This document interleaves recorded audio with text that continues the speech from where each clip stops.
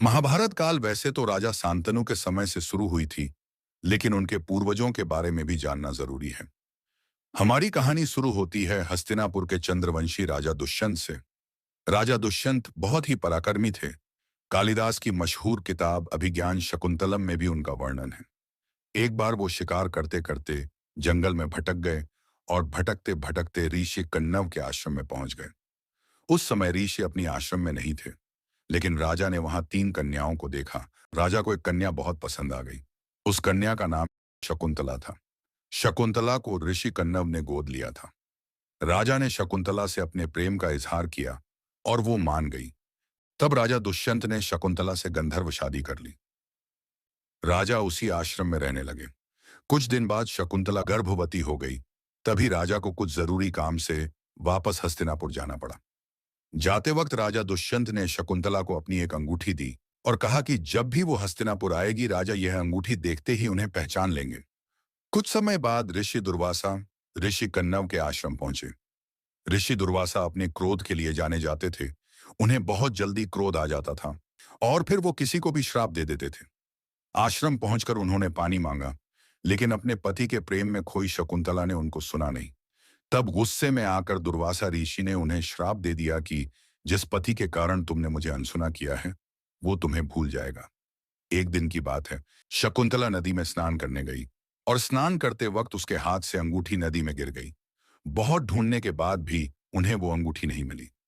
कुछ समय बाद ऋषि कण्व जब अपने आश्रम पहुंचे तो उन्हें सारी कहानी का पता चला। फिर वे शकुंतला को लेकर हस्तिनापुर राजा दुष्यंत से मिलने पहुंचे, लेकिन ऋषि दुर्वासा के श्राप के कारण दुष्यंत शकुंतला को भूल चुके थे। शकुंतला को दुखी मन से वापस आना पड़ा। तब शकुंतला की माता मेनका ने उसे ऋषि कश्यप के आश्रम में ले गई, जहां उसने एक बालक को जन्म दिया। ऋषि कश्यप ने उस बालक का नाम सर्वदमन रखा। वो बालक बहुत ही बलशाली और निडर था। उधर शकुंतला की अंगूठी जो नदी में गिर गई थी, एक मछली ने खा लिया। उस मछली को एक मछुआरे ने पकड़ा और जब उसको काटा तो उसे वो अंगूठी मिली। मछुआरा उस अंगूठी बेचने के लिए एक सुनार के दुकान पर ले गया, लेकिन उस अंगूठी पर राज परिवार का चिन्ह देखकर सुनार ने वो अंगूठी राजा को भिजवा दी। जब राजा ने उस अंगूठी को देखा तो उन्हें सब कुछ याद आ गया।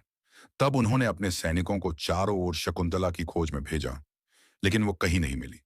राजा बहुत उदास रहने लगे। कुछ दिन बाद इंद्रदेव ने राजा को बुलाया, क्योंकि स्वर्ग पर राक्षसों ने आक्रमण कर दिया था। राजा दुष्यंत इंद्रदेव की तरफ से लड़े और विजयी हुए। इंद्रदेव से विदा लेकर जब वो आ रहे थे, तब रास्ते में वे ऋषि कश्यप के आश्रम पहुंचे। आश्रम में उन्होंने एक बच्चे को शेर के साथ खेलते देखा। उस बच्चे में उन्हें खुद की छवि दिखी।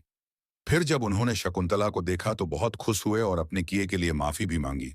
शकुंतला ने उन्हें ऋषि दुर्वासा के श्राप के बारे में बताया।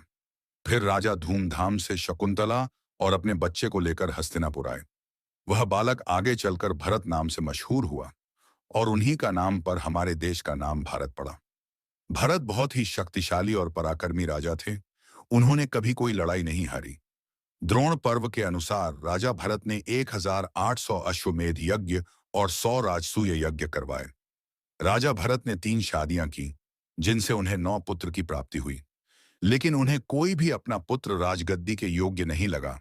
तब उन्होंने महर्षि भारद्वाज के पुत्र भूमन्यु को अपना उत्तराधिकारी बना दिया। इसी राजवंश में आगे चलकर राजा कुरु का जन्म हुआ, जिनके नाम पर कुरु राजवंश का नाम पड़ा। इसी राजवंश में 12 पीढ़ी बाद राजा शांतनु का जन्म हुआ और फिर महाभारत काल की शुरुआत हुई।